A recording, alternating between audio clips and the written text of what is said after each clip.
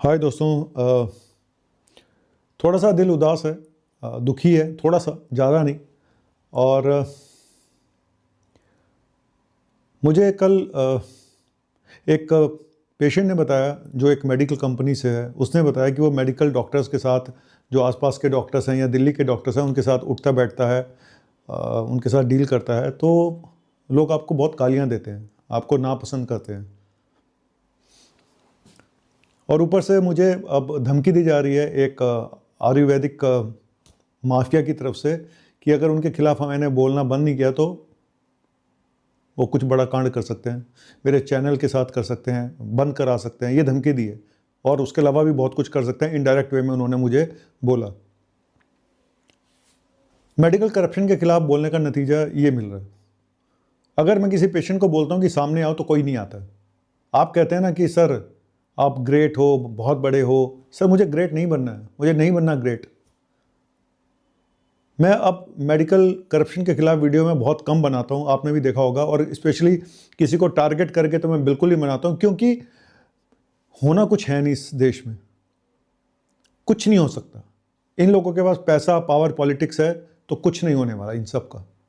लेकिन आज मैं कुछ आपको एग्जाम्पल दे रहा हूँ।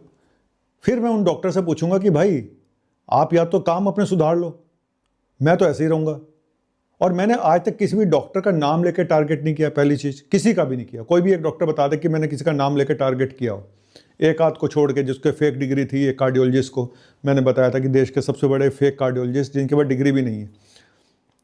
मैंने किसी हॉस्पिटल के बारे में नाम नहीं लिया। मैं हमेशा बोलता हूँ कुछ अच्छे डॉक्टर भी हैं, कुछ बुरे डॉक्टर भी हैं। अच्छे डॉक्टर, बुरे डॉक्टर, अच्छा समाज, बुरा समाज, अच्छे पेशेंट, बुरे पेशेंट, अच्छे हॉस्पिटल, बुरे हॉस्पिटल। हमेशा मैं हर वीडियो में ये बोलता हूँ जब भी मैं मेडिकल करप्शन के खिलाफ बात उठाता हूँ तो। लेकिन पता नहीं, और कोई भी पेशेंट के अटेंडेंट पेशेंट सामने नहीं आते। कहते डॉक्टर साहब आप करो, आप ये करो, बड़ा अच्छा कर रहे हो। तुम लोग क्यों नहीं आते सामने? भाई मैंने ठेका ले लिया क्या? डर लगता है जी। ठीक है, डर लगता है तो घर बैठो अपने। आज मैं आपको कुछ दिखाने जा रहा हूँ। ये कर्म अगर सुधार लेना तो फिर मुझे ये सब करने की जरूरत नहीं पड़ेगी। एक अल्ट्रासाउंड की मैं आपको डायग्नोसिस, एक रिपोर्ट दिखाने जा रहा हूँ। ये मेरे पेशेंट ने एक अल्ट्रासाउंड कराया, मैं नाम नहीं बताऊंगा किसी हॉस्पिटल का, हॉस्पिटल से जाके कराया। जो रिपोर्ट थी उसमें लिखा था किडनी में सूजन है, यहाँ पेशाब की नली में सूजन है, फलाना है, ढिमका है, सीटी स्कैन कराओ, क्योंकि वहाँ सीटी स्कैन भी है उस हॉस्पिटल में। ये एक ट्रेंड सा बन गया है, जहाँ सीटी स्कैन है वहाँ पे थोड़ा सा ऐसा डाउट डाल दो, फिर नीचे लिख दो CTKUB, जाके कराओ। 3-4 हज़ार रुपये का तो होता ही है CTKUB। मैंने बोला ये रिपोर्ट गलत है, आप जाके, ये डॉक्टर हैं, यहाँ जाके कराओ, तुम देखना कुछ नहीं निकलेगा। वही हुआ, रिपोर्ट नॉर्मल है, आपके सामने रिपोर्ट है, देख लो आप। ये बेस्ट रेडियोलॉजिस्ट है हमारे इलाके के, और ज़्यादातर डॉक्टर इनको रेफर करते हैं, इस लालच में नहीं कि उनसे कोई कमीशन मिलेगा। घंटा में कोई कमीशन नहीं मिलता, जिन लोगों को लगता होगा। और मैं तो हर पेशेंट को डिस्काउंट लिख के देता हूँ कि भाई ये डिस्काउंट लिखा हुआ है, जाके पेशेंट को डिस्काउंट दे दो, हमें कुछ नहीं चाहिए भाई, ये राम राम। लेकिन वो बेस्ट डॉक्टर है, इसीलिए हम रेफर करते हैं। और क्योंकि रिपोर्ट 90% क्या 80% अल्ट्रासाउंड वालों की रिपोर्टें गलत होती हैं, और उस 80% में से 80% अल्ट्रासाउंड वाले हॉस्पिटल में जो अल्ट्रासाउंड होते हैं वो 80% गलत होते हैं। क्योंकि वहाँ पे पता नहीं, मुझे, मैंने जब मैं काम करता था किसी हॉस्पिटल में, वहाँ पे भी अल्ट्रासाउंड की रिपोर्टें पूरी सूरी आती थी। पेशेंट खाली पेट नहीं है, फलाना है, ढिमका है, लिखा होता था इसमें गैस फिल्ड है, एब्डोमिनल लूप्स आर डायलेटेड, यही रिपोर्ट आती थी। फैटी लीवर, कॉन्क्रीशन, किडनी में स्टोन का डाउट है। आप कभी भी अल्ट्रासाउंड देख लेना, और ज़्यादातर जो पेरिफेरी छोटी जगहों हैं वहाँ पे एक जैसी रिपोर्टें आती हैं कि रीनल कॉन्क्रीशन, पथरी हैं छोटी मोटी, डाउटफुल, फैटी लीवर है ग्रेड 1 ग्रेड 2, प्रोस्टेट थोड़ी इनलार्ज है। सबकी ये रिपोर्ट लिखी होती है, सबकी। और अच्छी जगह से कराओगे तो पता चलेगा कुछ भी नहीं निकला, कुछ था ही नहीं एक ग्रेड 1 फैटी लीवर के अलावा। तो आज मैं आपको ये भी बताने जा रहा हूं कि अल्ट्रासाउंड, पहली चीज तो कोशिश करें कि हॉस्पिटल के अंदर अल्ट्रासाउंड ना कराएं। बहुत रिनाउंड कोई रेडियोलॉजिस्ट किसी हॉस्पिटल में बैठा हुआ है जिसकी रिपोर्ट बहुत अच्छी है, आप जानते हो पर्सनली पहले से, तब तो ठीक है। लेकिन अदरवाइज मैं बोलूँगा कि हॉस्पिटल में अगर अवॉइड हो सकता है तो हॉस्पिटल में अल्ट्रासाउंड ना करें, क्योंकि वहाँ पे कुछ ऐसी रिपोर्ट दे दी जाती है। कई बारी, मैं फिर बोल रहा हूँ सब हॉस्पिटलों में नहीं, कुछ जगहों पे ऐसी रिपोर्ट दे दी जाती है कि वहाँ पे फिर लिख देते हैं CT स्कैन कराओ। इसीलिए आप लैब में जाइए, किसी अच्छी अल्ट्रासोनोलॉजिस्ट से मिलिए, पैथोलॉजी जो पैथोलॉजिकल लैब्स हैं वहाँ पे अगर कोई अल्ट्रासाउंड वाला है, आसपास डॉक्टर से पूछो, आसपास के पेशेंट से पूछो, तो यहीं से आपको पता चलेगा ना कि कौन बेस्ट है। तो हमें तो अपने एरिया का पता है कि भाई ये हमारे यहाँ तो नंबर 1 है, जब तक ये है तो हमें कोई चिंता करने वाली बात नहीं है। इनके डायग्नोसिस पे हम 100% ट्रस्ट करते हैं, ठीक है। तो अब मैं अगर इसका हॉस्पिटल का नाम बताऊंगा कि इस हॉस्पिटल में ये रिपोर्ट आई, तब तो प्रॉब्लम है ना। तब तो आप मुझे कहो जी हाँ जी डॉक्टर साहब आपने गलत किया। मैं किसी का नाम नहीं बताता हूँ, मैं दिखाता तक नहीं उसका नाम रिपोर्ट के अंदर। मैं डॉक्टर का नाम नहीं बताता हूँ कि इस डॉक्टर ने रिपोर्ट किया, मैं सिर्फ रिपोर्ट दिखाऊंगा, आज भी दिखाऊंगा, ठीक है। और डरता मैं किसी के बाप से नहीं हूँ भाई। तुम्हें जो उखाड़ना है, जो मुझे तुम धमकियाँ दे रहे हो कि तुम्हारा चैनल बंद करा देंगे, ये करा देंगे, वो करा देंगे, देख लेंगे, ये जो आयुर्वेदिक माफिया के नाम पे हॉस्पिटलों की चेन खुली हुई है, भाई तुम जो मर्जी कर लो, जो तुम्हारे बस का तुम कर लो। मुझे मालूम है तुम बहुत पैसे वाले हो, तुम्हारे पास बहुत पावर है, तुम बहुत कुछ कर सकते हो, मुझे मालूम है। लेकिन क्या करें, कौन सुनेगा मेरी बात। मुझे सिर्फ एक इंसान पे विश्वास है, सिर्फ एक इंसान के ऊपर।